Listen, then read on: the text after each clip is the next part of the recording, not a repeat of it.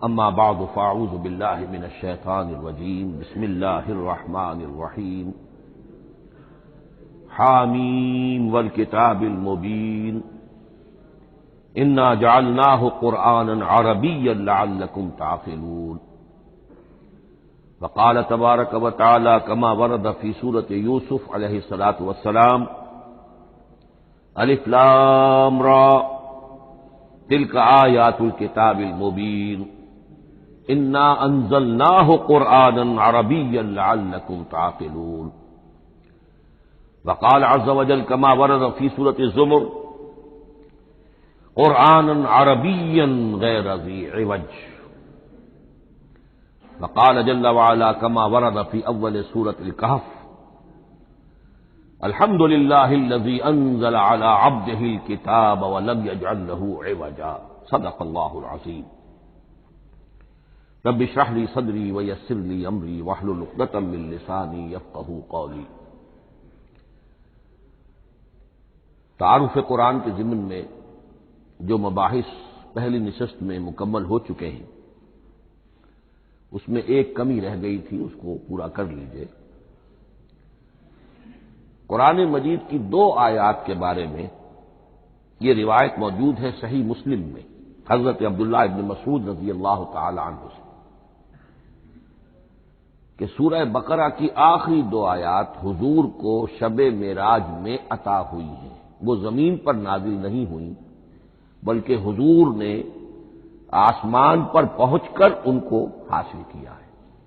یہ امت کے لیے شب معراج کے تحفے کے طور پر یہ دو آیتیں آمن الرسول بما انزل الیہ من ربہ والمؤمنون کل آمن باللہ وملائکتہ وکتبہ ورسلہ لا نفرق بین احد من رسلہ وقالوا سمعنا واطعنا غفرانک ربنا والیک المصیر۔ پھر آخری آیت جس میں طویل ترین دعا ہے۔ یہ دو آیات جو ہیں مستثنا کر لیجئے تو باقی جو ہے قرآن مجید وہ پھر پورا حجاز میں زمین پر نازل ہوا ہے محمد رسول اللہ صلی اللہ علیہ وسلم کے قلب مبارک پر۔ اب جو اگلی بحث ہے اس تعارف قرآن کے ضمن میں، قرآن کی زبان کون سی ہے؟ یہ سب جانتے ہیں عربی زبان ہے، لیکن کون سی عربی؟ عربی کوئی ایک نہیں ہے۔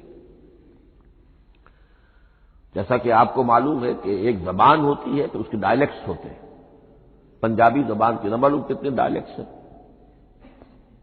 بنگلہ زبان کے نہ معلوم کتنے ڈائلیکٹس ہیں، پشتو کے کتنے ڈائلیکٹس ہیں۔ عربی زبان کے اس وقت پورے عالم عرب کے اعتبار سے تو دیکھیے تو ہر ملک کا جو ہے اپنا لہجہ ہے اور ان کے اپنے انداز ہے۔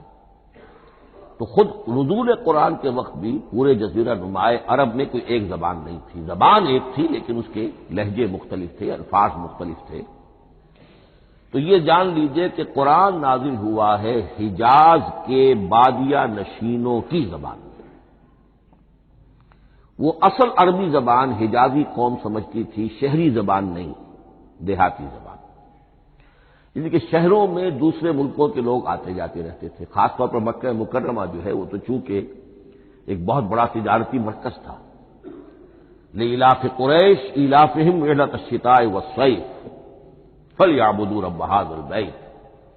ان کے قافلے جاتے تھے، آتے تھے، دوسرے تاجر بھی آتے تھے، تو ظاہر بات ہے کہ شہروں کے اندر تو پھر زبان جو ہے وہ مکسڈ ہو جاتی ہے، خالص نہیں رہتی۔ یہی وجہ ہے کہ قریش کے جو شریف گھرانے تھے، اونچے گھرانے تھے، وہ اپنے بچوں کو صحرا میں بھیج دیتے تھے کہ ان کی پرورش وہاں ہو، وہاں وہ خالص عربی زبان سیکھیں، ان کی زبان جو ہے پالیوٹڈ نہ ہو۔ تو بادیہ نشین حجاز کے، نجد کے نہیں، حجاز کے بادیہ نشین، ان کی زبان میں قرآن نازل ہوا ہے۔ یہ آیتیں اس سے پہلے بھی سامنے آ چکی ہیں سورہ زخرف کی، انا جعلناہ قرآنا عربیا لعلکم تعقلون۔ ہم نے اس اپنے کلام قدیم کو عربی زبان کا جامہ پہنایا ہے۔ انا انزلناہ قرآنا عربیا، یہ سورہ یوسف کی آیات، ہم نے اتارا ہے اسے قرآن عربی بنا کر، قرآنا عربیا لعلکم تعقلون۔ سورہ زمر میں قرآنا عربیا غیر ذی عوج، یہ عربی مبین میں ہے، صاف ستھری دھلی ہوئی عربی زبان جس میں کہیں کوئی ٹیڑھ نہیں ہے، کوئی ایک پیچ نہیں ہے۔ اور یہی پھر سورہ کہف میں جو ایک ترانہ حمد اللہ نے ہمیں سکھایا ہے کہ میرے اس انعام عظیم پر میرا شکر ادا کیا کرو، تو کن الفاظ میں الحمدللہ الذی انزل علی عبدہ الکتاب ولم یجعل لہ عوجا۔ تو یہ عربی مبین جو ہے اگرچہ اصلاً ہے بادیہ نشین حجاز کے، البتہ یہ کہ عرب کے دوسرے قبائل کے بھی ان کی زبانوں کے بعض الفاظ اس میں آئے ہیں۔ اس سے آگے بڑھ کر یہ کہ بعض معرب الفاظ بھی ہیں۔ ہندی زبان کا کوئی لفظ اس نے عربی کا جامہ پہن لیا، فارسی زبان کا کوئی لفظ اس نے عربی کا جامہ وہ بھی قرآن میں بعض ہیں، استثناءات ہیں یہ۔ جیسے سنگ گل، یہ فارسی زبان کا لفظ ہے، سنگ گل، وہ سجیل بن کر قرآن مجید میں آ گیا ہے۔ حجارۃ من سجیل، یہ جو الم تر کیف فعل ربک باصحاب الفیل سورہ فیل میں ہے، سنگ گل کا سجیل بنا۔ اس طرح کے کچھ اور الفاظ بھی ہیں، لیکن یہ سمجھیے کہ ایکسیپشنز پروو دی رول، یہ استثناءات ہیں، قاعدہ اپنی جگہ پر قائم رہے گا کہ یہ حجاز کے بدوؤں بادیہ نشینوں کی جو زبان تھی اس میں قرآن نازل ہوا ہے۔ اس قرآن کے بارے میں، اس کی زبان کے بارے میں جو چند پہلو سامنے رہنے چاہیے، فصاحت اور بلاغت کی معراج۔ یہ میں بعد میں قرآن کے وجوہ اعجاز پر جب بحث کروں گا کہ یہ کس کس اعتبار سے معجزہ ہے، تو وہاں زیادہ تفصیل سے یہ بات آئے گی کہ عربی زبان کی فصاحت اور بلاغت کی معراج ہے۔ آپ کو معلوم ہے کہ آج بھی دنیا میں یہودی بھی ہیں جن کی مادری زبان عربی ہے، عیسائی بے شمار ہیں جن کی مادری زبان عربی ہے، ان کے ہاں بھی عربی ادب کی چوٹی کی کتاب جو پڑھائی جاتی ہے وہ قرآن ہے۔ یہ انہیں ماننا پڑتا ہے کہ عربی ادب کی جو آخری کتاب ہے، چوٹی کی کتاب ہے، وہ یہی ہے۔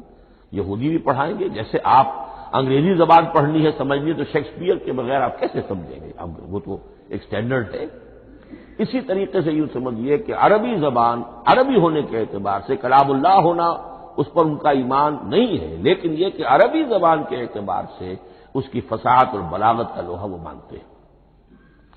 پھر اس میں خاص ملکوتی غنا ہے، ڈیوائن میوزک، صوتی آہنگ ہے، عذوبت ہے، مٹھاس ہے۔ لاہور میں ایک صاحب ہیں جو پروفیسر ہیں فونیٹکس کے پنجاب یونیورسٹی میں، وہ کہتے ہیں میں ثابت کر سکتا ہوں کہ جتنے بھی آج دنیا میں اصول ہیں صوتی، یہ خود اپنی جگہ ایک بہت بڑی سائنس ہے، اس کے اعتبار سے میں ثابت کر سکتا ہوں کہ بلند ترین موسیقی قرآن مجید میں، ملکوتی غنا۔ اسی لیے قرآن مجید کو اچھی سے اچھی آواز میں پڑھنے کی تاکید آئی ہے۔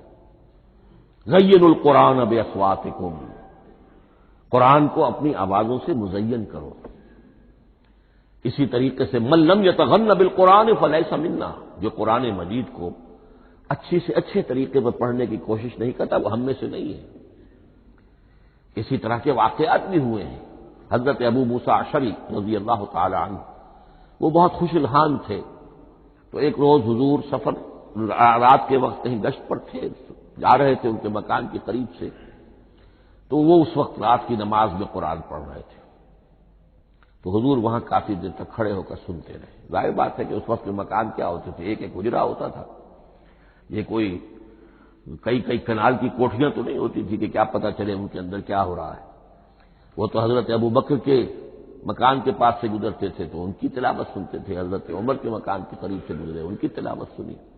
حضرت عمر بلند آواز میں پڑھتے تھے، حضرت ابو بکر بڑی پست آواز میں پڑھتے تھے۔ حضور نے پوچھا کہ تم ایسا کیوں کرتے ہو؟ حضرت عمر نے کہا میں اس لیے کرتا ہوں، زور سے پڑھتا ہوں کہ شیطان بھاگ جائے۔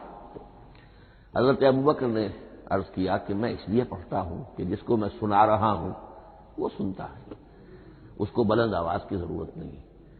حضور نے کہا کہ ابو بکر تم ذرا اونچی کر لو آواز، اور عمر تم ذرا پست کر لو، ایوریج میں لے آؤ۔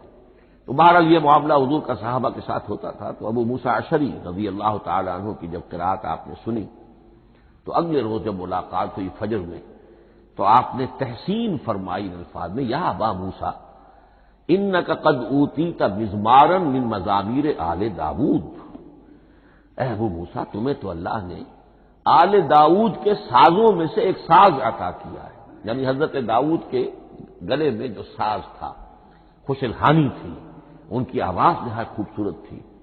تو اسی طریقے سے اب وہاں کوئی مزمار سے مراد وہ نہیں ہے، آلات موسیقی نہیں، گلے میں جو اللہ تعالی نے رکھا ہے۔ تو انک قد اوتیت مزمارا من مزامیر آل داؤد۔ ایک آخری بات یہ نوٹ کیجئے کہ قرآن مجید کا عظیم ترین احسان ہے عربی زبان پر۔ یہ یوں سمجھیے کہ ایک ستون کی طرح اس زبان کو ٹھہرا دیا ہے، اس کو سٹیبل کیا ہے قرآن مجید۔ آج بھی پوری دنیا میں جسے عرب کہتے ہیں فصیح زبان، لغہ فصحی، وہ ایک ہے، وہ قرآن ہی کی ہے۔ زبانیں بدلتی رہتی ہیں۔ اردو 300 سال پہلے کی دکن میں جب شروع ہوئی، وہ آج آپ پڑھ بھی نہیں سکیں گے وہ کیا اردو تھی ولی دکنی کی، پھر وہ کیا اس نے روپ بدلے ہیں، اب وہ اردو کس شکل میں ہے، فارسی کن کن شکلوں میں رہی ہے، مختلف انگریزی کتنی شکلیں بدل گئی ہیں، لیکن عربی قائم ہے۔ اس کے لیے جیسے کہ قرآن مجید میں آتا ہے کہ ہم نے پہاڑ زمین میں گاڑ دیے اس کو سٹیبلائز کرنے کے لیے، ان تمید بکم، تمہیں لے کر زمین ایک طرف کو جھک نہ جائے۔ تو جس طرح یہ پہاڑ جو ہیں سٹیبلائزنگ ایفیکٹ رکھتے ہیں اس زمین کے لیے، اسی طریقے سے قرآن سٹیبلائزر ہے عربی زبان کا۔ اس کے اندر جو ایک ٹھہراؤ اور جماؤ پیدا کیا ہے، یہ قرآن مجید کا احسان عظیم ہے۔ تعارف قرآن کے ضمن میں اگلی گفتگو، قرآن کے اسماء و صفات۔ عربوں کا ایک خاص ذوق تھا، اور ظاہر بات ہے کہ اللہ تعالیٰ نے جب قرآن نازل کیا ہے تو عربوں کے ذوق کو بھی مد نظر رکھا ہے۔ ان کا ذوق کیا تھا؟ جس چیز سے انہیں محبت ہوتی تھی اس کے وہ بہت سے نام رکھتے تھے۔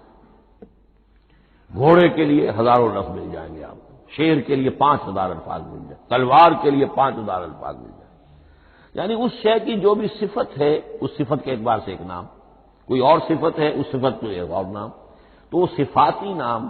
اب جیسا کہ آپ کو معلوم ہے اللہ کے 99 نام صفاتی تو ہے نا، اللہ کی ایک صفت دوسری صفت، اسی کے اعتبار سے اس کے نام ہیں۔ قرآن مجید کے اسماء علامہ جلال الدین سیوطی رحمۃ اللہ علیہ نے 55 شمار کیے، لیکن وہ بھی مکمل نہیں ہے لسٹ، اس لیے کہ اس میں ایک اہم نام برہان یہ شامل نہیں ہے۔ ان میں سے جو اہم اسماء ہے میں آپ کو سنا دیتا ہوں۔ القرآن، جس پر گفتگو بعد میں ہوگی، اس لیے کہ سب سے زیادہ ایک رائے یہ ہے کہ یہ تو اس میں جامد ہے، اس میں علم ہے قرآن کے لیے، پراپر ناؤن ہے۔ الکتاب، الذکر، الہدی، النور، الفرقان، کلام اللہ، الوحی، روحا من امرنا۔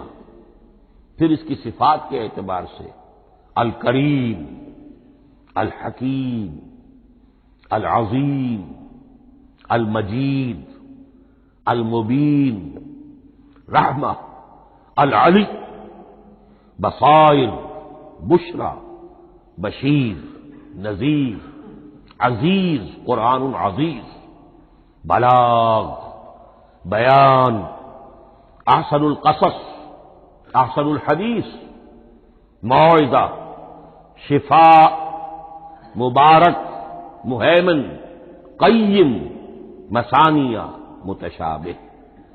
یہ میں نے آپ کو 23 نام بتائے ہیں، لیکن یہ کہ علامہ جلال الدین سیوطی نے 55 گنوائے۔ لیکن جو بحث دلچسپ ہے وہ یہ ہے کہ جو اس کے لیے لفظ القرآن ہے، اس کے معنی کیا ہے اور یہ کس مصدر سے، کس مادے سے یہ لفظ بنا ہے۔ ایک رائے تو یہ ہے کہ یہ اس میں جامد ہے، یہ مشتق نہیں ہے، کسی مادے سے نکلا ہوا نہیں ہے۔ اور یہ بھی آپ نوٹ کر لیجئے، اللہ کے اسماء میں سے بھی ایک نام کو سمجھا جاتا ہے وہ مشتق نہیں ہے، اس میں جامد ہے، اس میں علم ہے، اور وہ ہے اللہ۔ باقی سارے نام صفاتی ہیں، ایک نام، اس لیے اس میں ذات کہتے ہیں تو اس میں ذات۔ لیکن یہ رائے متفق علیہ نہیں ہے، یہ کچھ لوگوں کی رائے ہے۔ ایک رائے یہ بھی ہے کہ یہ بھی اس میں علم نہیں ہے، یہ بھی مشتق ہے الہ سے۔ جیسے حکیم یہ صفت ہے۔ الحکیم یہ اللہ کا نام ہو گیا۔ الہ ایک معبود، الالہ معبود برحق، الالہ وہ اللہ بن گیا، ایک رائے یہ۔ لیکن یہی اسی طریقے سے نوٹ کیجئے کہ قرآن مجید کے بارے میں بھی ایک رائے یہ ہے کہ القرآن اس میں علم ہے، پراپر ناؤن ہے، یہ جامد ہے، یہ مشتق نہیں ہے، کسی اور مادے سے نکلا نہیں۔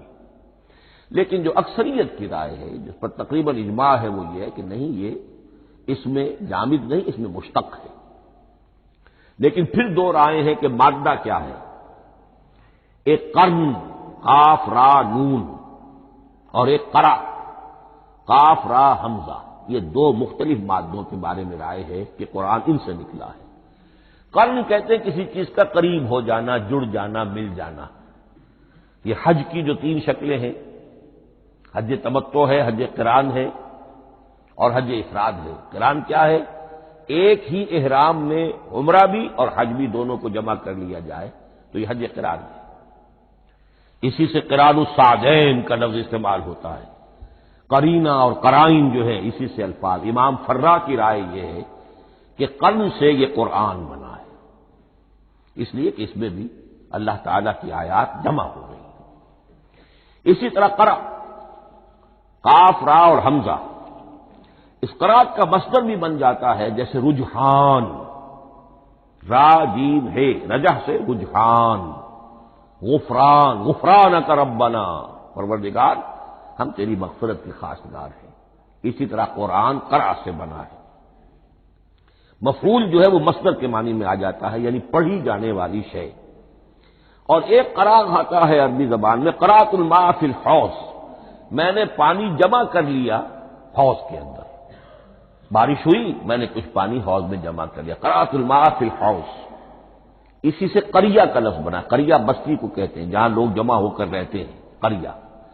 تو اس معنی میں یہ قرآن جو ہے یہ جمع ہے، اللہ تعالیٰ کی صفات اور اللہ کی ذات جو ہے اور اس کی آیات کا جامع ہے۔ یہ ہے لفظ قرآن کی بحث۔ اگلی بحث اور بڑی اہم ہے اور دلچسپ ہے، قرآن کا اسلوب کلام کس کیٹیگری میں فال کرتا ہے؟ قرآن کیا ہے؟ ایک شے کی تو سختی سے نفی کی اللہ نے، یہ شعر نہیں ہے۔ وما علمناہ الشعر وما ينبغی لہ، سورہ یاسین۔ ہم نے شعر تو انہیں سکھایا ہی نہیں، محمد رسول اللہ کو صلی اللہ علیہ وسلم، اور وہ شعر ان کے شایان شان بھی نہیں۔ شاعروں کے بارے میں سورہ شعراء میں چونکہ بالعموم شاعروں کے بارے میں جو بات کہی گئی ہے، والشعراء یتبعہم الغاوون الم تر انہم فی کل واد یہیمون انہم یقولون ما لا یفعلون الا الذین آمنوا، استثناء تو ہے کہ اچھے لوگ بھی ہوتے ہیں، لیکن اکثر و بیشتر شعراء کا معاملہ یہی ہے، ان کی پیروی کرتے ہیں وہی لوگ کہ جو حد سے گزرنے والے ہوتے ہیں، لاؤبالیانہ انداز والے لوگ، غیر سنجیدہ لوگ پیروی کرتے ہیں۔ خود وہ بھی زمین و آسمان کے کلابے ملاتے ہیں، کبھی ادھر کی بات کبھی ادھر کی بات۔ اور تیسری بات یہ کہ عام طور پر جو کہتے ہیں وہ کرتے نہیں، انہم یقولون ما لا یفعلون۔ تو یہ شعر کی تو نفی کی گئی ہے قرآن مجید، جیسا کہ میں نے آپ کو سنایا تھا سورہ حاقہ کی آیات، انہ لقول رسول کریم وما ہوا بقول شاعر، یہ شاعر کا کلام نہیں۔ البتہ ایک بات نوٹ کیجئے، جسے آزاد شاعری، آزاد نظم کہا جاتا ہے، وہ میرا گمان یہ ہے، میں نے چونکہ ان چیزوں کا کوئی تحقیقی مطالعہ نہیں کیا ہے، کہ شاید وہ ہے ہی قرآن سے ماخوذ آزاد شاعری۔ اس میں وزن نہیں ہوتا، ردم ہوتا ہے۔ آزاد شاعری کے اندر ایک ردم ہوتا ہے، وزن نہیں ہے، ایک مصرع اتنا سا، ایک بڑا لمبا چوڑا، لیکن ردم رہے گا۔ یہ جو آزاد شاعری، بلینک ورس جس کو آپ کہتے ہیں، میرا گمان یہ ہے کہ شاید دنیا میں اس کا رواج قرآن کے بعد ہی ہوا ہو، اور قرآن مجید ہی کی نقالی میں یہ صنف جو ہے ادب کی وہ ایجاد کی گئی ہو۔ واللہ عالم، میں یہ بات دعوے سے نہیں کہہ سکتا، گمان ہے میرا۔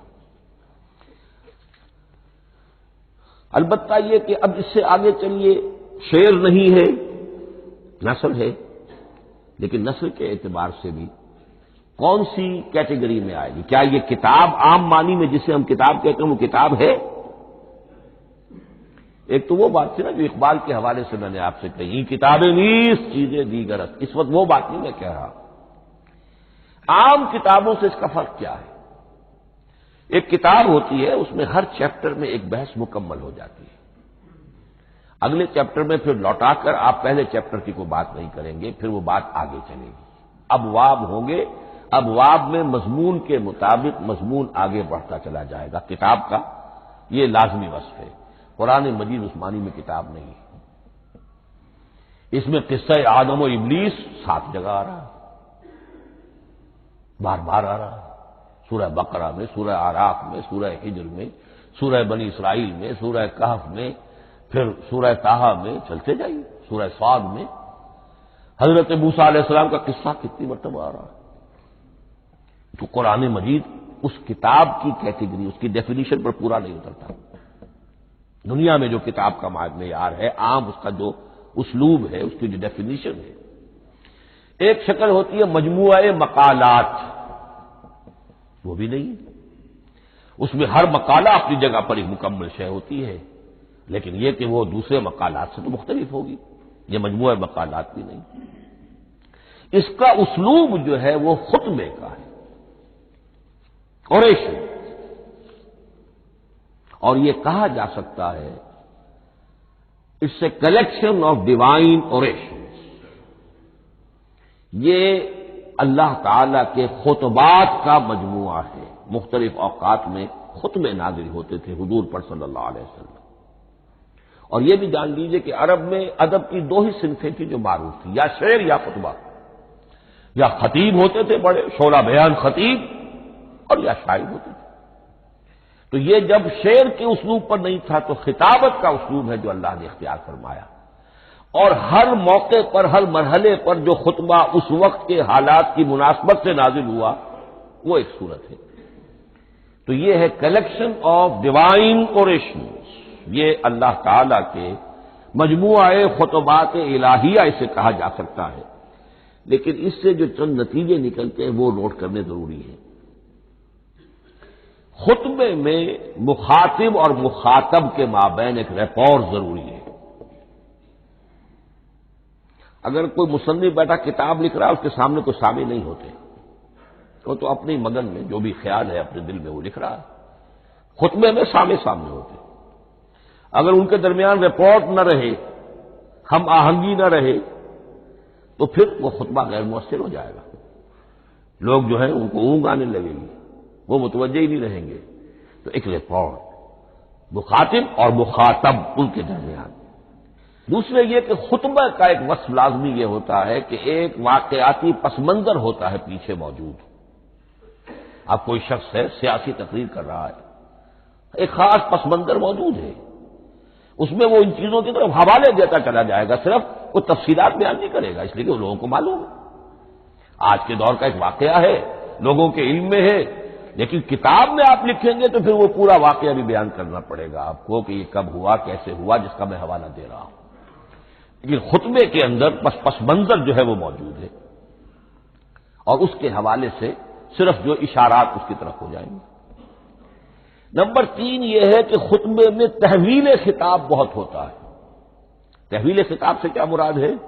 ابھی خطیب آپ سے بات کر رہا ہے، آپ سے مخاطب ہے، اور کسی وقت وہ فلاں کو جو یہاں موجود بھی نہیں ہے وہ نواز شریف صاحب کو خطاب کرنا شروع کر دے گا۔ بھائی نواز شریف تو یہاں نہیں ہے، لیکن خطاب انداز وہ تو تقریر مقرر ہے، سیاسی تقریر کر رہا ہے، نواز شریف کو چیلنج کر رہا ہے، نواز شریف یہ کر دو گے تو ہم یہ کر دیں گے، اور نواز شریف یہ تم غلط کر رہے ہو، یا بے نظیر تمہارا یہ معاملہ۔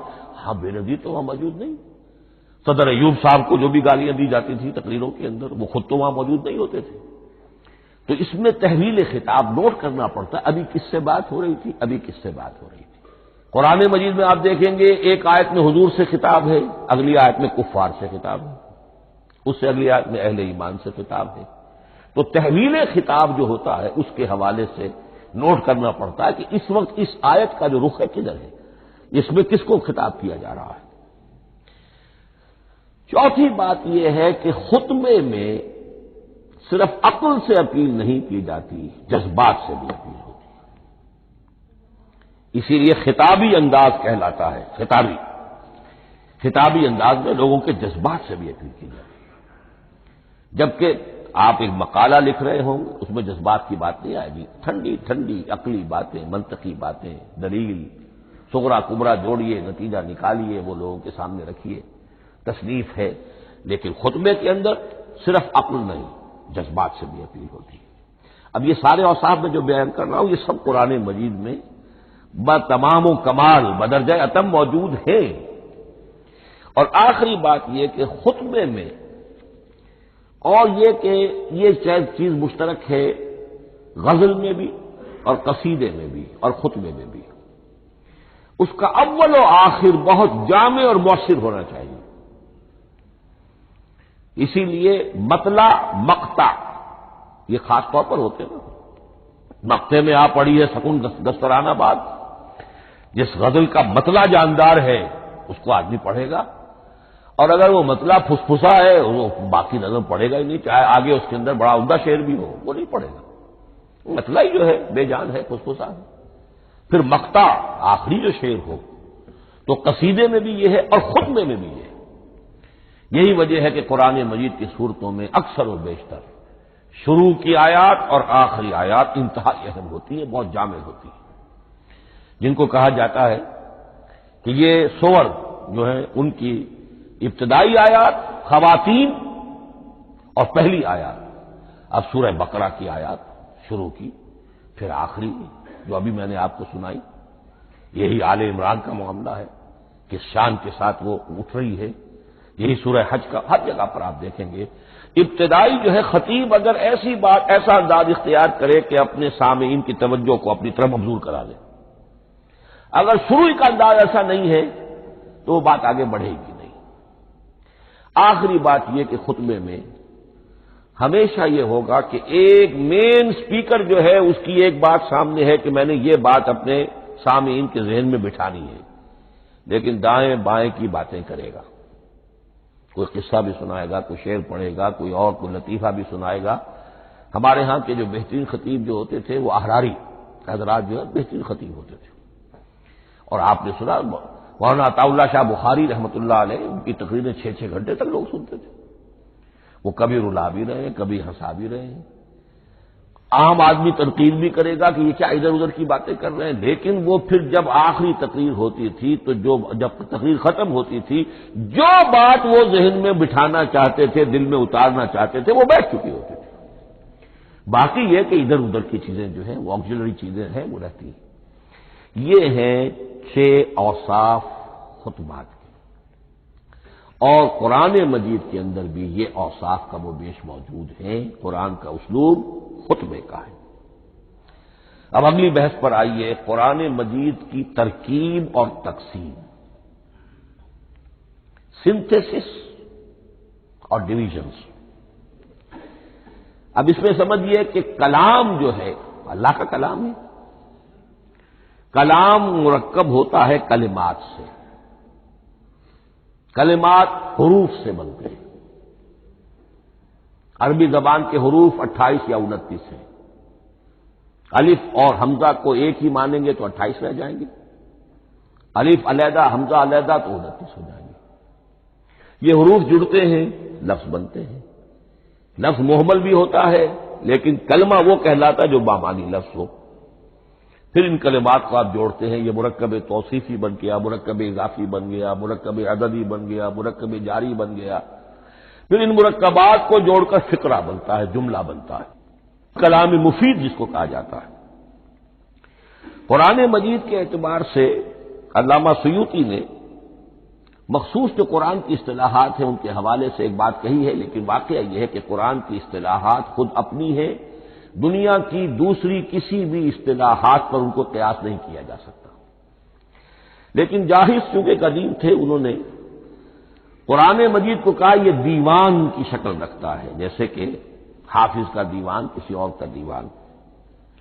سورتیں جو ہیں وہ قصیدوں کی شکل میں ہیں، بیت شعر آیت ہے، قوافی جو ہوتے ہیں شعروں میں قافیہ وہ یہاں فواصل ہے، آیت کے آخری حروف ایک دوسرے سے مشابہ ہوتے ہیں کہ جن سے پھر وہ صوتی آہنگ پیدا ہوتا ہے۔ الرحمن علم القرآن خلق الانسان علمہ البیان، اب یہ ایک فواصل جو ہے وہ جڑتے چلے جاتے ہیں، ان میں آہنگ پیدا ہوتا ہے۔ لیکن حقیقت کے اعتبار سے پہلی بات یہ نوٹ کیجئے، قرآن مجید کی اکائی ہے آیت، اسے نہ آپ جملہ کہہ سکتے ہیں نہ فقرہ کہہ سکتے ہیں۔ انگریزی میں ہمارا چونکہ بائبل کے لیے بھی جب ورس کا لفظ آ جاتا ہے تو انگریزی تراجم میں، انگریزی تحریروں میں، مقالوں میں ورس قرآن مجید کی آیت کے لیے لفظ آ جاتا ہے، ورس نمبر فلاں، بالکل غلط ہے۔ قرآن کی آیت یہ اس کا اپنی اصطلاح ہے، اپنا مفہوم ہے۔ لغوی مفہوم کیا ہے؟ نشانی، آیت نشانی۔ قرآن کی ہر آیت اللہ کے علم اور حکمت کی نشانی ہے۔ اب قرآن کی آیتیں نوٹ کیجئے، صرف حروف پر بھی مشتمل ہے، الف لام میم حروف مقطعات اور آیت بن گئی۔ وہ مرکبات ناقصہ پر بھی مشتمل ہے، والعصر مرکب جاری ہے، حرف جار، آیت ہو گئی۔ پورے جملے پر بھی مشتمل ہے، ان الانسان لفی خسر، ایک جملہ ہے، اور 10 جملوں پر بھی مشتمل ہے۔ اللہ لا الہ الا هو الحی القیوم لا تأخذہ سنۃ ولا نوم لہ ما فی السماوات وما فی الارض الی آخر الآیہ۔ آیت الکرسی کا انالیسس کیجئے، 10 جملے موجود ہیں اس میں۔ تو نوٹ کر لیجئے، یہ چیز توقیفی کہلاتی ہے، یہ کسی گرامر کے اصول پر نہیں ہے، کسی منطق کے اصول پر نہیں ہے۔ آیات قرآنیہ کی تعیین توقیفی ہے، یعنی حضور کے بتانے پر موقوف ہے۔ حضور نے بتایا والعصر، یہ آیت ہو گئی، آیت ہو گئی، ہم آیت مانیں گے۔ الف لام میم آیت ہو گئی۔ قاف حرف ایک ہے، یہ آیت نہیں ہے۔ نون ایک حرف ہے، آیت نہیں ہے۔ قاف والقرآن المجید ایک آیت بنی، نون والقلم وما یسطرون ایک آیت بنی۔ تو اس طریقے سے اس کو کہتے ہیں توقیفی، موقوف علیہ ہے حضور کے بتانے پر۔ اب اس میں روایات کا اختلاف ہو سکتا ہے کہ حضور سے کوئی روایت یہ ہو کہ یہ ایک آیت بنی یا 2 آیتیں بنی۔ مثلا بڑی اہم مثال آپ کو دے رہا ہوں، سورہ مزمل کی جو دوسرا رکوع ہے، پورا دوسرا رکوع، وہ ایک آیت شمار ہوتا ہے۔ اور میرا بڑا گمان رہا بہت عرصے تک کہ یہ ایک آیت نہیں ہو سکتی، یہ مختلف اوقات میں نازل ہوئی ہیں، 2 اوقات میں نازل ہوئی ہے۔ اور یہ مجھے قول مل گیا علامہ سیوطی کے ہاں، حضرت عبداللہ ابن عباس رضی اللہ تعالی عنہما کا قول کہ یہ 2 آیتیں ایک نہیں۔ لیکن یہ کہ یہ ہوگا موقوف روایت پر، میں کوئی نہیں ہوں جو اسے قرار دے سکوں۔ ہاں مجھے اگر کوئی روایت مل جاتی ہے، کوئی خبر یا اثر، خبر محمد الرسول اللہ کی یا اثر آپ کے کسی صحابی کا صلی اللہ علیہ وسلم و رضی اللہ تعالی عنہ، تو پھر یہ ہے کہ ہم مانیں گے۔ تو اس کو کہتے ہیں توقیفی۔ آیات اور سور کا معاملہ توقیفی ہے، بالکل یا کسی منطق، کسی گرامر، کسی اصول بیان، کسی پر مبنی نہیں ہے، یہ مبنی ہے حضور کے بتانے پر۔ اس طرح سورت کسے کہتے ہیں؟ عربی زبان میں سور کے معنی ہے فصیل۔ فضرب بینہم بسور لہ باب، سورہ حدید کے اندر الفاظ آئے۔ اب اس کا کیا تصور دیا گیا کہ ہر آیت جو ہے وہ اللہ کے علم اور حکمت کی نشانی ہے۔ 10 آیتیں، 20 آیتیں، 100 آیتیں، 285 آیتیں، 286 آیتیں جوڑ کر ایک فصیل باندھ دی گئی۔ یہ شہر حکمت خداوندی ہے، ایک نظم ہوتا ہے۔ جیسے آپ شہر کا ٹاؤن پلاننگ آج کا تو بہت بڑا فن ہے، بڑی اسپیشلائزیشن ہے، شہر کو پلان کرنا، اس کے اندر کیا کچھ ہونا چاہیے، کس طرح سے ہونا چاہیے۔ تو یہ سورت جو ہے یہ ایک یونٹ ہے قرآن مجید کی، اور اس کا جو لفظی معنی ہے فصیل، گویا کہ اس نے گھیرے میں لیا ہوا ہے ایک شہر معنی کو، علم و حکمت کے ایک شہر کے گرد یہ فصیل جو ہے پوری ہوئی ہے۔ اب اس میں نوٹ کر لیجئے جہاں تک، اچھا کیسے آیتیں چھوٹی بھی ہیں بڑی بھی ہیں، والعصر بھی آیت ہے اور الف لام میم بھی آیت ہے، اور جیسا کہ میں نے عرض کیا آیت الکرسی بھی آیت ہے۔ اس طرح صورتیں چھوٹی بھی ہیں بڑی بھی ہیں۔ سورۃ العصر 3 آیتیں، سورۃ الکوثر 3 آیتیں، سورۃ النصر 3 آیتیں، 3 ہی صورتیں 3 آیتوں پر مشتمل ہیں، 3 سے کم پر کوئی نہیں، 2 آیات کی کوئی صورت نہیں ہے۔ لیکن آگے آپ چل کے جائیے، اس کی بڑی سے بڑی تعداد سورہ بقرہ جو ہے سب سے بڑی ہے۔ تو آیت اور سورت کے علاوہ دور صحابہ میں صرف ایک لفظ اور تھا قرآن کی تقسیم کے ضمن میں، اور وہ تھا منزل یا حزب۔ منزل یا حزب 7 منزلوں میں یا 7 احزاب میں قرآن کو تقسیم کیا گیا، تاکہ جو شخص قرآن مجید ایک ہفتے میں ختم کرنا چاہے، ہر شب میں، اکثر و بیشتر وہ لوگ رات کو ہی رات کی نماز میں قرآن پڑھتے تھے، ایک منزل پڑھ لے تو ہفتے میں پورا قرآن ختم ہو جائے گا۔ یہ حزب بھی ہے اور منزل بھی ہے، اور یہ چونکہ دور صحابہ میں تھا، یقیناً حضور نے بتایا ہوگا، اس میں آپ کو عجیب حسن نظر آئے گا۔ اس میں یہ نہیں کیا گیا کہ بالکل برابر برابر ساتھ کر دو بھائی، چاہے صورتیں ٹوٹ جائیں، صورتوں کی فصیل کوئی نہیں ٹوٹتی، اس میں صورتیں مکمل جو کہ تو آئیں گی۔ اور پھر یہ کہ عجیب بات ہے کہ سورہ فاتحہ کو اگر ایک طرف رکھ دیں، وہ قرآن کے دیباچے کی حیثیت رکھتی ہے، تو پہلی منزل میں 3 صورتیں، دوسری میں 5 صورتیں، تیسری میں 7، چوتھی میں 9، پانچویں میں 11، چھٹی میں 13 اور 7ویں میں 65۔ یہ ہے کہ جو ان صورتوں کی ایک بڑی جیسے کہ ایک سیڑھی چڑھ رہی ہے، اور تقریباً مساوی ہو جاتے ہیں، کوئی 4.25 پارے ہے، کوئی 4.5 پارے ہے، کوئی 4.25 پارے، اس طریقے سے ہے تقریباً مساوی۔ لیکن آرٹیفیشل ایکویلٹی پیدا کرنے کے لیے، مصنوعی مساوات پیدا کرنے کے لیے صورتوں کی فصیلوں کو نہیں توڑا گیا۔ اس سے آگے چل کر جو پاروں کی تقسیم ہے وہ بہت بعد کی بات ہے، 30 پارے، اور اس میں آپ کو یہ ساری قباحتیں نظر آئیں گی۔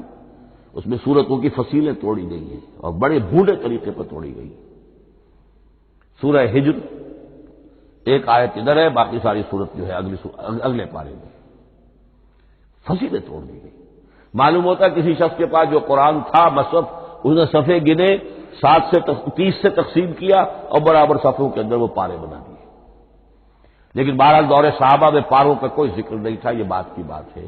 دور صحابہ میں آیت، سورت اور حزب۔ اسی طریقے سے طویل سورتوں کو جو رکوعوں میں تقسیم کیا گیا، یہ بھی بات کی بات ہے۔ لیکن یہ جو تقسیم کیا گیا ہے سورتوں کو رکوعوں کی شکل میں، 35 سورتیں تو قرآن کی ایسی ہیں چھوٹی ہیں جو ایک ایک ہی رکوع پر مشتمل ہے۔ آخری پارے کی 37 صورتیں ہیں، پہلی 2 کی جو 2 رکوع ہے، باقی سب کی سب جو ہے وہ ایک ہی رکوع شمار ہوتا ہے۔ لیکن رکوع کیوں کیے گئے؟ لمبی صورتوں میں سے اگر کچھ حصہ پڑھنا ہے نماز میں، سورہ بقرہ پوری تو نہیں پڑھ سکتے آپ ایک رکعت کے اندر، تو اس کا وہ حصہ پڑھا جائے جس میں ایک مضمون پورا ہو جائے، مضمون نہ ٹوٹے، تاکہ وہاں پر رکوع کرے آدمی کہ جہاں پر کہ وہ مضمون ایک اعتبار سے مکمل ہو گیا۔ تو رکوع سے رکعت ہے، رکوع ہے، اس رکعت کے اندر ایک حصہ اتنا پڑھا جائے تاکہ مضمون جو ہے وہ خوبصورت رہے اور اس کا سلسلہ برقرار رہے۔ یہ تقسیم بھی اگرچہ بہت ہی ایک بدنام شخص ہے ہماری تاریخ کا، حجاج ابن یوسف، یہ اس کی ہوئی تقسیم ہے یا اس نے کرائی ہے، بہرحال اس کی طرف منسوب ہے، اور یہ بات ماننی پڑتی ہے کہ بڑے گہرے غور و فکر سے تقسیم کی گئی ہے، الل ٹپ نہیں ہے، بلکہ اس کے لیے واقعتاً غور کر کے جہاں وہ مضمون ختم ہوتا ہے، کہیں کہیں آپ اختلاف کر سکتے ہیں اور آپ کو حق حاصل ہے، اس لیے کہ یہ چیزیں توقیفی نہیں ہیں، یہ حضور کی بتائی ہوئی نہیں ہے، نہ رکوعوں کی تفصیل۔ اب سعودی عرب میں جو قرآن مجید چھپ رہا ہے ان میں حزب ہو گئے ہیں، یعنی ہر پارے کو پارے برقرار رکھ کر 8 حزب بنا دیے انہوں نے، 4 حزب بنا دیے اور پھر نصف حزب کر کے 8 حصے کر دیے۔ تو یہ چیزیں جو ہمارے ہاں رکوع تو پاروں سے ادھر ادھر ہو جاتے ہیں، پارا بدل گیا رکوع وہی چل رہا ہے، اس لیے کہ رکوع میں مضمون کو پیش نظر رکھا گیا ہے، جبکہ پارے میں مضمون کو نہیں سامنے رکھا گیا۔ تو رکوع کا معاملہ جو ہے چاہے وہ حجاج ابن یوسف ہی نے کیا ہے، لیکن یہ کہ بہرحال وہ بہت صحیح ہے، اکثر و بیشتر کہیں کہیں آپ اس سے اختلاف کر سکتے ہیں۔ تو یہ تو اس کا ہم نے آپ کے سامنے رکھا سنتھیسس۔ اب اگلا موضوع ہے ترتیب و تدوین کیسے ہوئی۔ ان علینا جمعہ و قرآن، ہمارے ذمے ہے اس کو جمع بھی کرنا اور پڑھوانا بھی، اور پڑھوانے میں ترتیب آ جائے گی لازمت۔ لیکن یہ کہ ایک بات تو اس میں بالکل متفق علیہ ہے، جس میں کسی شک و شبے کی گنجائش نہیں۔ قرآن کی ترتیب نزولی اور تھی، ترتیب مصحف اور ہے۔ ترتیب مصحف میں سورہ فاتحہ کے بعد سورہ بقرہ ہے۔ سورہ بقرہ نازل ہوئی ہے مدنی دور میں جا کر، پھر سورہ آل عمران ہے وہ بھی مدنی ہے، سورہ نساء ہے وہ مدنی ہے، سورہ مائدہ ہے وہ مدنی، پھر آئی ہے سورہ انعام اور سورہ اعراف۔ یہ ہے کہ جو مکیات ہیں، یہ کہ بھی مکی دور کی بھی آخری زمانے کی ہے۔ ابتدائی جو مکی صورتیں وہ سب سے آخری حصے میں ہے، 29واں پارہ اور 30واں پارہ۔ تو ترتیب نزولی اور تھی، ترتیب مصحف اور ہے، اس میں تو کسی شک و شبے کی گنجائش نہیں۔ لیکن ہمارے ہاں اہل تشیع نے اس چیز کو بہت اچھالا ہے۔ ان میں سے بعض گروہ ایسے ہیں جن کا کہنا یہ ہے کہ اصل قرآن جو ہے وہ ترتیب نزولی کے مطابق تھا۔ یہ ترتیب تو عثمان نے کر دی رضی اللہ تعالی عنہ۔ حضرت علی کے پاس اصل قرآن جو ترتیب نزولی کے مطابق تھا موجود تھا، اور اب بھی ان کے خیال میں جو ان کے امام غائب جو ہیں چھپے ہوئے ہیں غار میں، تو ان کے پاس وہ نسخہ اصل حضرت علی والا موجود ہے، اور جب وہ ظاہر ہوں گے تو اصل قرآن لے کر آئیں گے۔ یہ سارے شیعوں کا قول نہیں ہے، لیکن یہ کہ ان میں بہت سے لوگ ہیں کہ جو ان باتوں کو مانتے ہیں۔ جہاں تک اس بات کا تعلق ہے کہ حضرت علی نے ترتیب نزولی پر کوئی مصحف جمع کیا ہو، اس میں کوئی اشکال نہیں ہے، اس لیے کہ علمی طور پر یہ ایک بڑی عمدہ ایکسرسائز بنتی ہے۔ ایک زمانے میں میں بہت کوشش کرتا رہا ترتیب نزولی سے، اس لیے کہ ترتیب نزولی سے سیرت نبوی اخذ ہوتی ہے۔ پہلے کیا نازل ہوا، پھر کیا نازل ہوا، پھر کیا نازل ہوا۔ در حقیقت اگر آپ ترتیب نزولی سے قرآن مرتب کر دیں تو وہ سیرت النبی بن جائے گی۔ تو اس کو سمجھنے کے لیے ایک زمانے میں نے بڑی محنت کی ہے، لیکن ایک تو یہ کہ وہ یقین سے وہ باتیں ملتی نہیں ہیں، بعض روایات ہیں، لیکن یہ کہ پھر بھی آپ یقین سے نہیں کہہ سکتے۔ اکثر و بیشتر قرآن مجید میں لکھا بھی ہوتا ہے، ترتیب کے موٹی موٹی چیزیں معلوم ہیں نزولی ترتیب کی، لیکن یہ ہے کہ یقین کسی بات پر نہیں۔ تو پہلی بات یہ ہے کہ ہمارے نزدیک، اہل سنت کے نزدیک، اصل جو حجت ہے دین میں وہ ترتیب مصحف ہے۔ یہی ترتیب جو اس وقت مصحف عثمان کی ہے رضی اللہ تعالی عنہ، یہی ترتیب ہے لوح محفوظ کی، یہی ترتیب ہے ام الکتاب میں، یہی ترتیب ہے کتاب مکنون میں۔ اب اس کے سمجھیے کہ اس کی تدوین کن مراحل میں ہوئی۔ سب سے پہلے اس کے جو مراحل ہے 3، خود نبی اکرم صلی اللہ علیہ وسلم کے زمانہ مبارک میں جمع اور ترتیب یہ ہو گئی، لیکن کتابی شکل میں نہیں، ما بین الدفتین نہیں۔ حضور نے لوگوں کو پڑھ کر سنایا، اس ترتیب سے سنایا جس ترتیب سے یہ مصحف میں اب موجود ہے، اور ہر رمضان میں حضرت جبرائیل دورہ کرتے تھے حضور کے ساتھ، جتنا کہ قرآن اس وقت تک نازل ہو چکا ہوتا تھا، اور آخری رمضان مبارک آپ کی حیات طیبہ کا جو تھا اس میں 2 مرتبہ پورے قرآن کا دورہ ہوا، تو دورہ قرآن بغیر ترتیب کے تو نہیں ہو سکتا۔ تو یہ ترتیب حضور کی ہوئی ہے، توقیفی ہے، اور حضور ہی نہیں اللہ کی ہوئی ہے۔ یہی ترتیب لوح محفوظ میں، کتاب مکنون میں اور ام الکتاب میں، اور یہ ترتیب حضور دے کر گئے ہیں صحابہ کرام کو۔ حفاظ تھے، کتنے حفاظ جو ہیں جنگ یمامہ میں شہید ہو گئے، تبھی تو خیال آیا کہ اس کو کتابی شکل میں بھی مرتب کیا جائے، لیکن کتابی شکل میں جسے کہتے ہیں 2 گتوں کے درمیان ایک کتاب مجلد، اس صورت میں جہاں تک میں تحقیق کر سکا ہوں اور جہاں تک ہمارے اکثر و بیشتر لوگوں کی رائے ہے، حضور کے زمانے میں یہ اس طریقے سے ما بین الدفتین، 2 گتوں کے مابین ایک کتاب کی شکل میں قرآن موجود نہیں تھا، لوگوں کے سینوں میں محفوظ تھا، جیسے محمد الرسول اللہ کے سینے میں محفوظ تھا۔ ان علینا جمعہ، وہ جمع حضور کے سینے میں کیا اللہ نے۔ اسی طرح پھر صحابہ کرام بے شمار جو حفاظ تھے ان کے سینوں میں محفوظ تھا۔ دوسرا مرحلہ کب آیا؟ جب حضرت ابوبکر صدیق کے عہد خلافت میں جنگ یمامہ میں بہت سے حفاظ شہید ہو گئے۔ اب ایک تشویش پیدا ہوئی، ایسا نہ ہو کہ قرآن ضائع ہو جائے، لہذا اسے کتابی شکل میں مرتب کر لینا چاہیے۔ اس کے لیے پھر بہت سے صحابہ نے حضرت ابوبکر کو اپروچ کیا کہ جتنے قراء ہیں، جتنے کاتبین وحی ہیں، ان سب کو آپ جمع کیجئے اور جمع کر کے اس قرآن مجید کو ایک کتاب کی شکل میں جمع کر لیں۔ حضرت ابوبکر شروع میں بہت ریلیکٹنٹ رہے،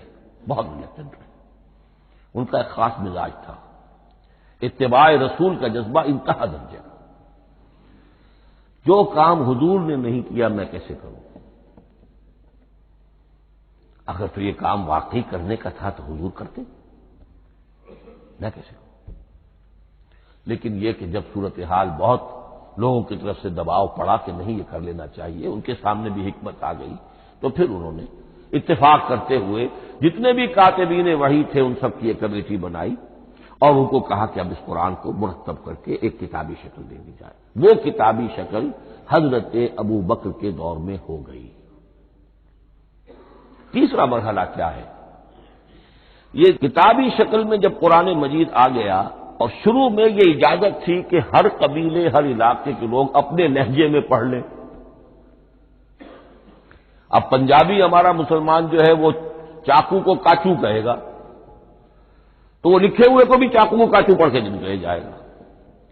تو مختلف لہجوں میں ہونے سے وہ ان کا جو ہے قرآن مجید بدل رہا تھا، کوئی کسی طرح پڑھ رہا ہے، کوئی کسی طرح پڑھ رہا ہے۔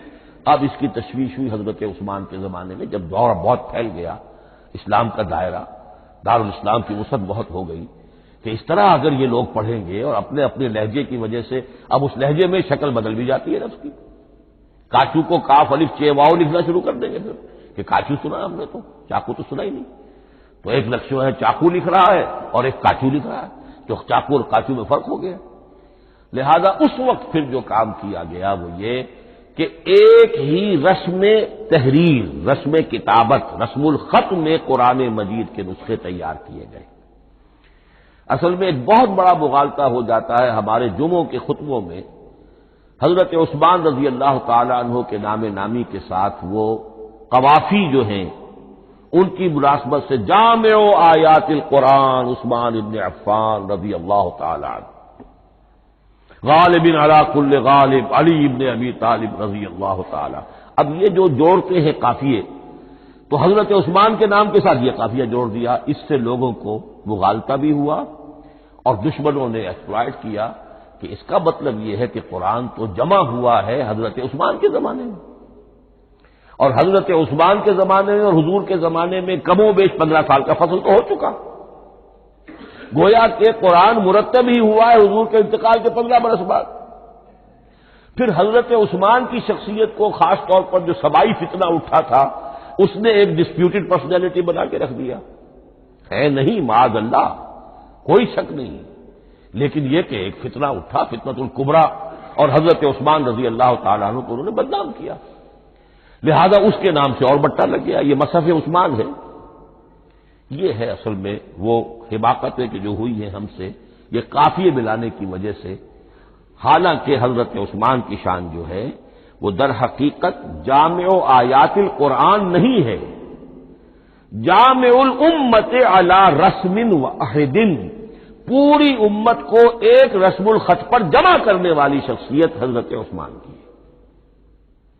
مثلا اب دیکھیے مالک یوم الدین کس طرح لکھیں گے؟ میم لام اور کاف، میم الف اور لام اور کاف لکھیں گے آپ، یہ غلط ہو جائے گا، میم پر کھڑا زبر ہوگا اور اس کو مالک پڑھیں گے، میم پر اگر کھڑا زبر نہیں ہے پڑا زبر ہے تو ملک پڑھیں گے، اور قراتوں میں یہ دونوں موجود ہے، ملک یوم الدین بھی ہے اور مالک یوم الدین بھی ہے۔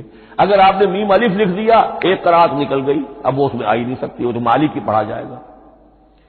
یہ زیر زبر بھی جو لگے ہیں قرآن مجید میں، یہ بھی حجاج ابن یوسف کے زمانے میں لگے، اس سے پہلے نہیں تھے، اور یہ رموز و اوقاف، یہ آیتوں کے نشان اور یہ وقفہ بیچ میں، یہ بھی حجاج بن یوسف کے زمانے کی چیزیں ہیں، ورنہ عربوں کے لیے تو ان کی اپنی زبان تھی، انہیں ان چیزوں کی ضرورت ہی نہیں تھی۔ آپ کو معلوم ہے پرانے زمانے کے جو منشی ہوتے تھے، انشا پرداز، وہ جب خط لکھتے تھے تو اس میں نقطے وغیرہ نہیں لگاتے تھے۔ جس کو خط لکھا جا رہا ہے وہ توہین سمجھے گا کہ شاید مجھے جاہل سمجھا کہ نقطے بھی لگا کے بھیجا جا رہا ہے خط پر، گویا کہ میں تو سمجھ ہی نہیں سکتا بغیر نقطوں کے۔ تو یہ جو ہے پرانے جو شکستہ خطوط لکھے جاتے تھے ان کا یہ انداز تھا، لہذا کوئی نقطے وغیرہ نہیں تھے، یہ بھی بعد میں لگے۔ تو ملک یوم الدین، مالک یوم الدین، اس کی رسم آئے گا میم لام کاف، کھڑا زبر ہے مالک یوم الدین اور ویسے پڑا زبر ہے ملک یوم الدین۔ یہ رسم الخط ہے جس پر کہ حضرت عثمان رضی اللہ تعالی عنہ نے پوری امت کو جمع کر دیا اور اس کے نسخے تیار کرا کے، مختلف روایات میں آتا ہے 5 یا 7 نسخے تھے، ایک مدینہ منورہ میں رکھا اپنے پاس، اور اسی پر ان کے خون کے دھبے بھی ہیں، اور وہ نسخہ قرآن مجید کا اب استنبول کے اندر ہے، توپ کاپی کا جو عجائب خانہ ہے، عجائب گھر ہے، جس میں جہاں نوادرات کے ساتھ ساتھ حضور کے بھی کچھ تبرکات اور جمع ہیں، وہاں وہ نسخہ موجود ہے۔ اس میں انگلی جو کٹی تھی حضرت نائلہ جو ان کی اہلیہ تھی، جب وار کیا گیا ہے حضرت عثمان پر، قرآن پڑھ رہے تھے، انہوں نے روکا اپنے ہاتھ سے، ان کی انگلی کٹی اور اس کے خون کے قطرے جو ہیں وہ مصحف پر آئے۔ تو یہ وہ قرآن، پھر انہوں نے ایک مکہ مکرمہ میں، ایک دمشق میں، ایک کوفے میں، ایک یمن، ایک بحرین، ایک بصرہ، مختلف جگہوں پر وہ آفیشل ورژن قرآن کا صرف رسم الخط اسکرپٹ کے اعتبار سے۔ لیکن اب پھر نوٹ کر لیجئے، قرآن مرتب ہو چکا، مدون ہو چکا دور نبوی میں، لیکن کتابی شکل میں نہیں، سینوں میں محفوظ۔ دور خلافت ابی بکر میں وہ کتابی شکل میں لایا گیا، اور اس کے لیے پھر بحث ہوئی کہ اب اس کا نام کیا رکھا جائے۔ اس کے لیے کئی نام تجویز ہوئے، سفر بھی، انجیل بھی، وغیرہ وغیرہ، لیکن پھر اس کو حضرت عبداللہ ابن مسعود رضی اللہ تعالی عنہ نے اہل حبشہ سے استشہاد کرتے ہوئے مصحف نام رکھا، مصحف۔ یہ مصحف بن گیا حضرت ابوبکر کے زمانے میں، لیکن مصحف کی قراءت کے جو فرق ہو رہے تھے تو وہ لکھنے کے اندر بھی فرق آنا شروع ہو گیا۔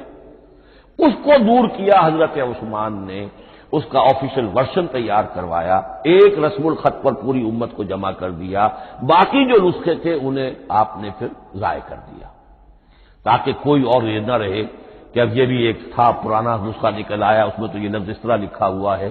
تو جامع الامت علی رسم واحد، ایک ہی رسم الخط پر پوری امت کو جمع کرنے والی شخصیت وہ حضرت عثمان کی ہے رضی اللہ تعالی عنہ۔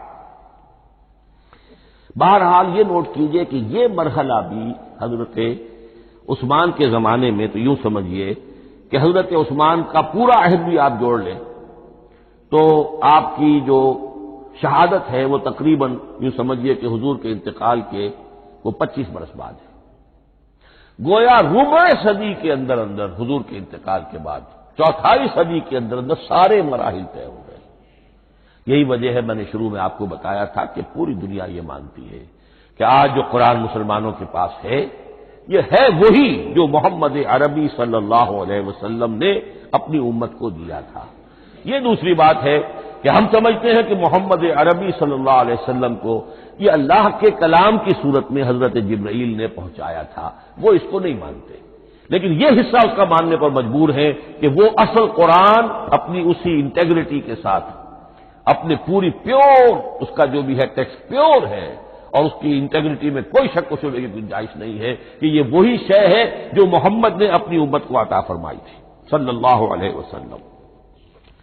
ایک آخری بات چل، میرے پاس 3 منٹ ہیں، یہ جو میں نے آپ کو ترتیب بتائی تھی قرآن کی، آیتیں، سورتیں، پھر حزب، اب اس میں ایک شے نوٹ کر لیجئے، آیت اللہ تعالی کے علم و حکمت کا ایک نمونہ ہے، آیتوں کو جوڑ کر جب سورت بنائی تو آیتوں کے اندر جو ربط ہے، اس ربط آیات سے ایک اور معنی، ایک اور حکمت کا دروازہ کھلتا ہے۔ جیسے موتی ہے، ہر موتی بڑا خوبصورت ہے، لیکن جس ترتیب سے آپ نے پھرویا، اس کو دھاگے میں ہار بنایا، اس ترتیب سے اس کا حسن دوبالا ہو جائے گا۔ ہر موتی کا اپنی جگہ پر ایک حسن ہے، لیکن اس ترتیب کی وجہ سے اس کے حسن کا ایک اور پہلو ظاہر ہوگا۔ اسی طرح قرآن مجید کی صورتوں میں ربط آیات بہت اہم ہے۔ ایک مرکزی مضمون ہوتا ہے ہر صورت کا، مرکزی مضمون عمود، اور اس کے گرد وہ ساری آیتیں اس طریقے سے گھوم رہی ہوتی ہیں، جڑی ہوئی ہوتی ہے، جیسے کہ ایک دھاگے کے اندر پروئے ہوئے موتی ہوتے ہیں کہ جس کی جو ہار کی شکل اختیار کرتے ہیں۔ دوسری بات یہ، اکثر اور بیشتر صورتیں قرآن مجید میں جوڑوں کی شکل میں ہیں۔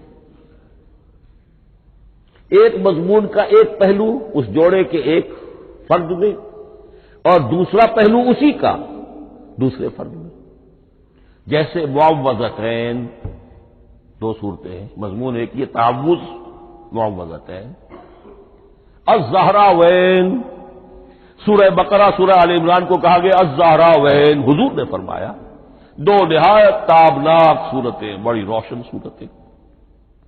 جیسے آپ دیکھیں گے یا ایھا المدثر یا ایھا المزمل قم اللیل الا قلیلا یا ایھا المدثر قم فانذر، ایک ہی طرح کا اٹھان ہے، حضور سے خطاب ہو رہا ہے۔